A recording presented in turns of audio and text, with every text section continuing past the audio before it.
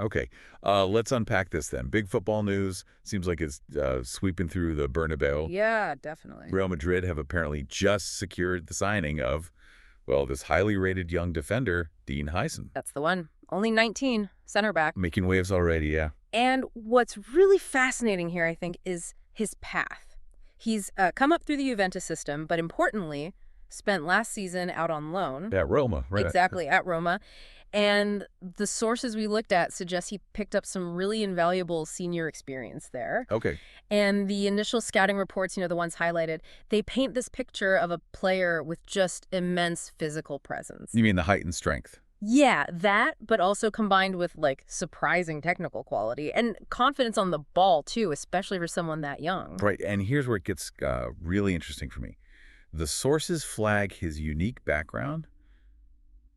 Dutch-born, yeah, but raised in Spain. Hmm. And apparently this translates directly into how he plays. They describe it as having that classic Dutch ball-playing intelligence. Comfortable carrying it out, seeing the pass. Yeah, that kind of thing. Mixed with what they're calling Spanish flair.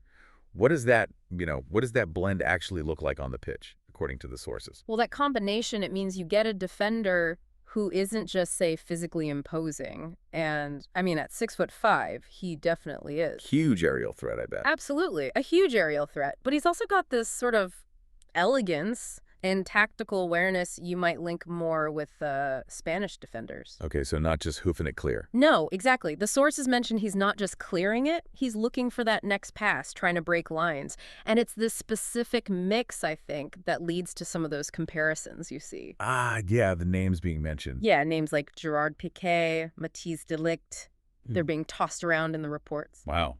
Piqué and de Ligt. That's a incredible company to be in at 19. High expectations, for sure. But, okay, this raises a question, doesn't it? Real Madrid's defense.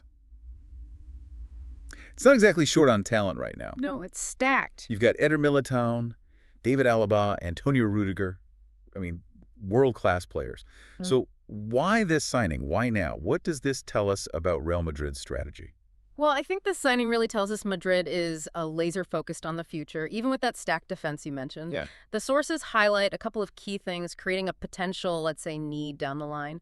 Nacho Fernandez moving on, that opens a slot, doesn't it? True, yeah. Depth and maybe future leadership. Right, and crucially, Alaba's recent injury history, the reports detail this. It means having another, top-tier option is pretty vital for consistency, long-term security at the back. So Huijsen isn't just cover. No, seems like he's seen as competition, too. Our mission in this deep dive was basically to pull together what the sources say about this move, its implications, and it clearly points towards that forward planning. Exactly. And going back to his playing style for a sec, his comfort, his calmness on the ball, that ability to progress play from the back. Yeah, that's key. The sources really emphasize how well this fits Carlo Ancelotti's system. Ancelotti likes defenders who can chip in with possession, right? Not just defend. Definitely. So the suggestion in some reports is this could be another, Florentino Perez masterstroke, finding huge young talent early. Mm-hmm.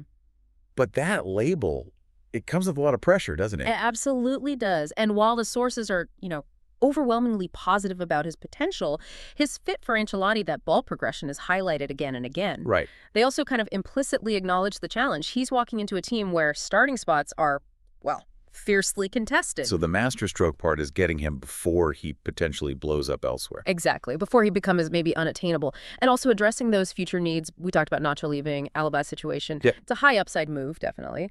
But integrating into that squad, that's the real test. Okay, so summing up the key points from the sources. Highly rated young defender, joining one of the best defenses anywhere. Yep. His unique blend, Dutch intelligence, Spanish flair, the physical side, ball-playing skills, seems almost tailor-made for Ancelotti's tactics. Looks that way on paper. And the timing. Despite the current depth, it makes sense when you factor in Nacho's exit, Alaba's fitness, creating that potential opening for him. It really does feel like a strategic play for the future. Right. Securing talent like Huijsen, it isn't just about having another body. It raises the whole level. The competition pushes everyone. Ensures that defensive spines stays world-class for years. Precisely. So I guess the central question, the one posed in the sources and the one we're kind of left with is, Yeah. well, it's clear, isn't it? Will Dean Huijsen actually rise to the occasion? Will he become that next defensive star at the Bernabeu? And that really leads us to the final thought for you, the listener, to chew on. It comes straight from that uncertainty woven through the reports. Given the immense talent already there, the unique pressures of playing for Real Madrid, is he destined to fulfill those big comparisons like Piqué and De Ligt and become a star? Or, is he simply another fantastic talent who might just find himself waiting, maybe longer than expected, in a very crowded, very competitive squad?